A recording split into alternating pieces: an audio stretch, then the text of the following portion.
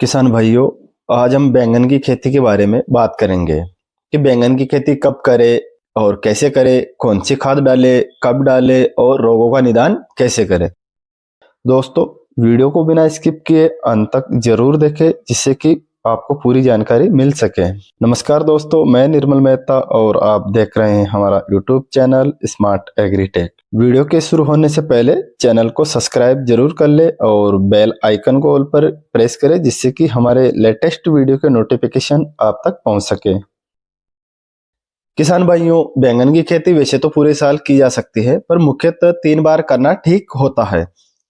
बैंगन की खेती के लिए वैसे तो 21 से 23 डिग्री टेम्परेचर ठीक रहता है, पर 40 डिग्री तक भी इसकी खेती की जा सकती है। बैंगन की खेती के लिए पीएच मान 5.5 से 7.5 होना चाहिए तथा अच्छी जल निकास वाली उपजाऊ मिट्टी होनी चाहिए।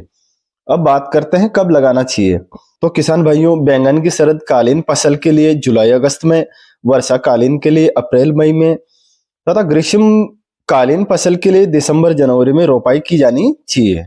जब आपको रोपाई करनी हो तो नर्सरी 1 महीने पहले तैयार कर ले। किसान भाइयों, बैंगन की खेती 2 प्रकार से की जाती है, एक बेड बनाकर और दूसरी समतल भूमि पर। समतल जमीन पर खेती करने में खर्चा थोड़ा कम आता है, क्योंकि अगर बेड बनाकर बैंगन की खेती करते हैं तो उसके लिए मल्चिंग की जरूरत होगी, पन्नी की जरूरत होगी और ड्रिप इरिगेशन के लिए पाइप की भी जरूरत पड़ती है। तो मेहनत के साथ साथ खर्चा भी अधिक होता है, बहुत बढ़ जाता है। इसलिए समतल भूमि पर खेती करना ठीक रहता है। खासकर छोटे किसान भाइयों के लिए खेत तैयार करने के लिए सबसे पहले आप अपने खेत की जुताई करके मिट्टी को अच्छी भुरभुरी कर ले, फिर सड़े गोबर की खाद 4 से 5 ट्रॉली पर एकड़ के हिसाब से मिला दे। अगर आप रासायनिक खाद डालना चाहते हैं तो 10 केजी यूरिया, 50 केजी पोटास और 50 केजी सिंगल सुपर फास्फेट जो पाउडर फॉर्म में आता है, तीनों को मिलाकर डालें। खेत तैयार कर ले और अच्छी तरह समतल कर ले।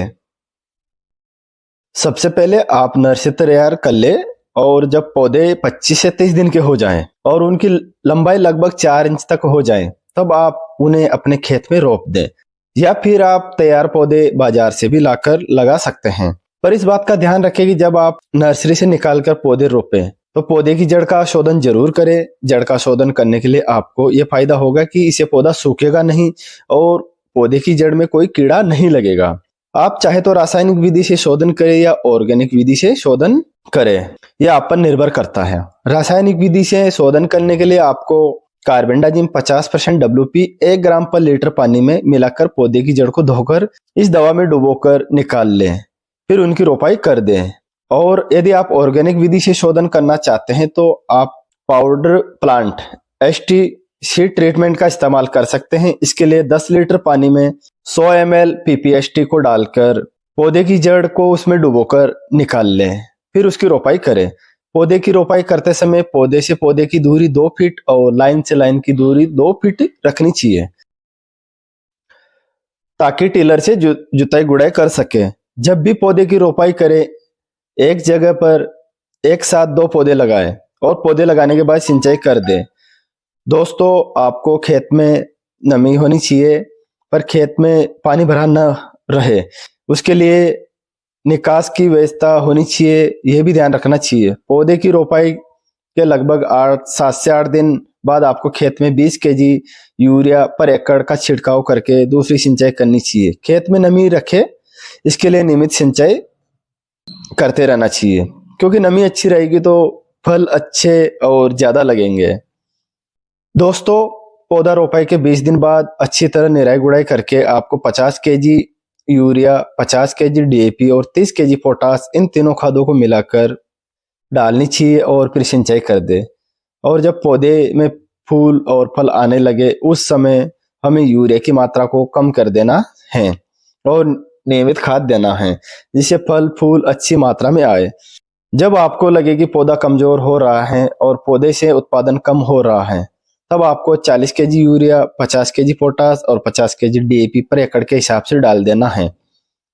अगर DAP की जगह आप SSP ले रहे हो तो SSP 80 केजी ले और फिर सिंचाई कर देना चाहिए। दोस्तों, ध्यान रखें कि जब जब आप खाद दें तब तब आपको सिंचाई करनी है। अब बात करते हैं बैंगन की खेती के लिए कौन सी वैरायटी लगाएं।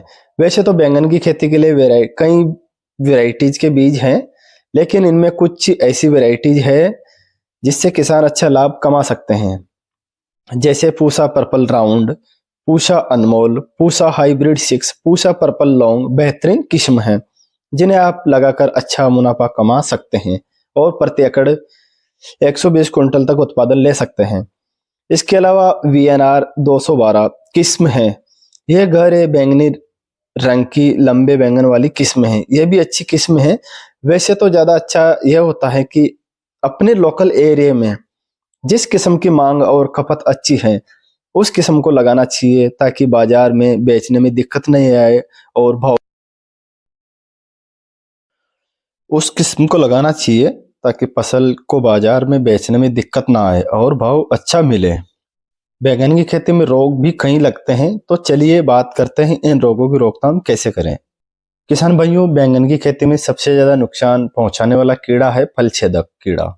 यह फल को छेदना शुरू कर देते हैं जिससे उत्पादन खराब हो जाता है और मार्केट में उसका कोई रेट नहीं मिलता है।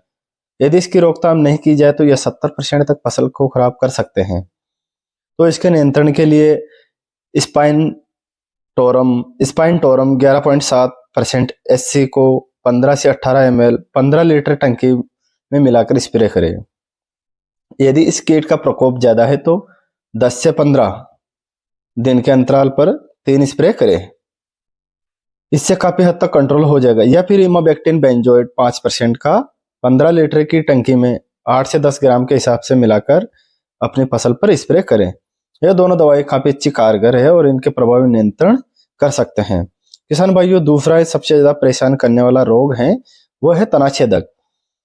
जो कीट आपके फल को छेदते हैं वही कीट पौधे के तने को छेदते हैं। इससे पौधे के ऊपर का हिस्सा खराब होने लगता है। इसके लिए जो दवा फल छेदक के लिए बताई गई है वही दवा इसमें यूज कर सकते हैं उसी मात्रा में। अगर ये दोनों रोग एक साथ हैं तो दवा के छिड़काव से एक ही नियंत्रण में आ जाते हैं। किसान भाई, जो तीसरा रोग है छोटी पत्ती रोग। ये रोग जब आपके बैंगन में लग जाता है तो जो नई पत्तियां निकलती हैं ये काफी छोटी छोटी होती हैं। इससे पौधे का विकास रुक जाता है और फूल फल जो बनने होते हैं वे नहीं बनते हैं।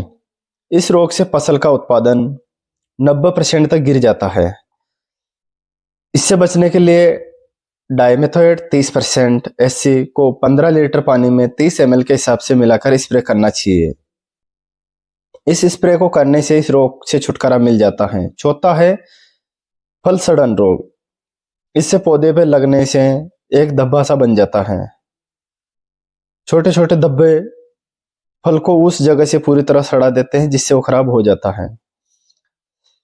इससे बचने के लिए किसी भी फंजीसाइड का उपयोग कर सकते हैं। आप मैंकोजेब का स्प्रे कर सकते हैं। 15 लीटर पानी में 40 से 45 ग्राम के हिसाब से मिलाकर पौधे पर स्प्रे कर सकते हैं। या फिर कॉपर ऑक्सीक्लोराइड 50% WP को 40 से 50 ग्राम 15 लीटर की टंकी में मिलाकर स्प्रे कर सकते हैं।